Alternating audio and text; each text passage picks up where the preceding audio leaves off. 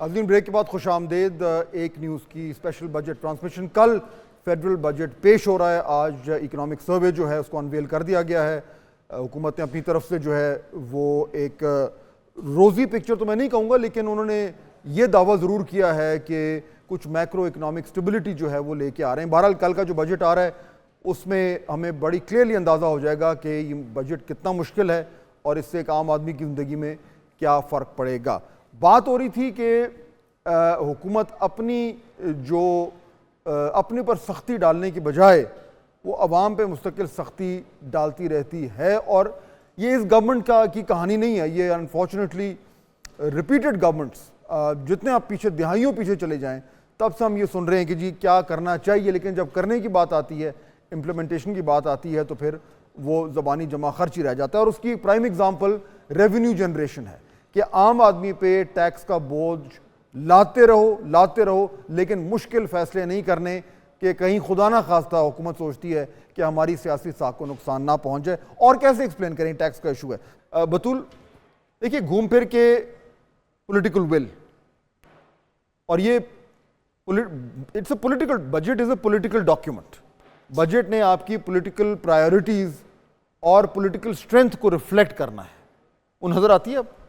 دیکھیے فاضل صاحب، اس سے پہلے بھی ہم یہ ڈسکس کر رہے تھے جب ہم ٹیکسیشن کی بات کر رہے تھے کہ مڈل کلاس یا لوور مڈل کلاس پہ اس کا زیادہ بوجھ آ رہا ہے، تو اس کو اس طرح سے لینا چاہیے کہ کتنا بوجھ ڈالیں گے. ایک وقت آئے گا کہ ان کا بھی بریکنگ پوائنٹ آ جائے گا. ابھی تو ان کے پاس آپشن ہے نا کہ مڈل کلاس پہ ٹیکس لگائی جاؤ، چاہے ہم ود ہولڈنگ ٹیکس کی مد میں دیں، چاہے ہم جی ایس ٹی کی مد میں دیں، لیکن ہم ٹیکس دے رہے ہیں. چاہے آپ کی مینجمنٹس آپ کے سیلری کٹس لگائیں، anyways we are giving taxes. لیکن ایسے ممالک میں ایک پوائنٹ ایسا آتا ہے جب مڈل کلاس گیو اپ کر دیتی ہے، تو لگتا یہ کہ یہ چاہتے ہیں کہ مڈل کلاس کی اسٹرینتھ کمزور ہو جائے، وچ از ویری ڈیمیجنگ.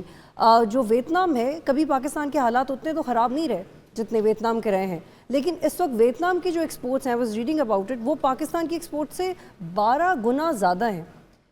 پاکستان اتنا جنگ زدہ تو نہیں رہا جیسے جاپان رہا ہے یا جیسے چائنا کے امریکہ کے ساتھ ایشو رہے ہیں، لیکن جب ہم دیگر ممالک کی ایگزامپلز دیتے ہیں جیسے فلپینز کی بھی، اور ایک اور دو برازیل، ایک دو ایسے ممالک ہیں جو کہ ایکچولی سری لنکا ایون، جو کہ ڈیفالٹ سے باہر آئے کیونکہ ان کو ایسے حکمران مل گئے تھے جن کو ریفارمز کرنا آتے تھے. اور جو ریٹیل ہے اور ریئل اسٹیٹ ہے، اس پہ اس لیے بھی ٹیکس لگانا مشکل ہے کیونکہ اس میں نہ صرف پولیٹیکل انٹرسٹ ہیں، بلکہ ہم اپنے پروگرام میں بھی اس حوالے سے بات کرتے کہ حکومت نے جو ریفارمز کو لے کے جو سٹرکچر بنایا ہے اور جو جس طرح سے کمپوز کیا ہے، وہ اتنا ریڈیکولس اور ان امپریسو ہے کہ جو ریئل اسٹیٹ کے لوگ ہیں یا ریٹیل کے لوگ ہیں وہ ایزیلی اس کو کورٹ میں چیلنج کر دیں گے.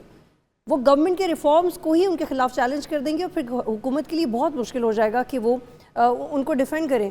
تو یہ this is another way to not do it, کہ اس کو کرو اتنا برے طریقے سے کہ وہ امپلیمنٹ نہ ہو سکے.